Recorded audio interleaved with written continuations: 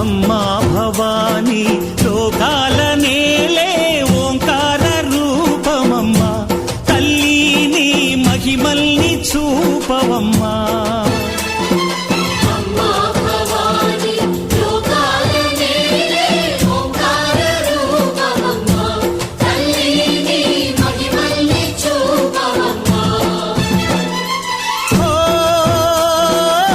సృష్టికే దీపమా, శక్తికే మూలమా, సింహరథమే నీదమ్మా. అమ్మ దుర్గమ్మ భక్తులను దీవించుమా.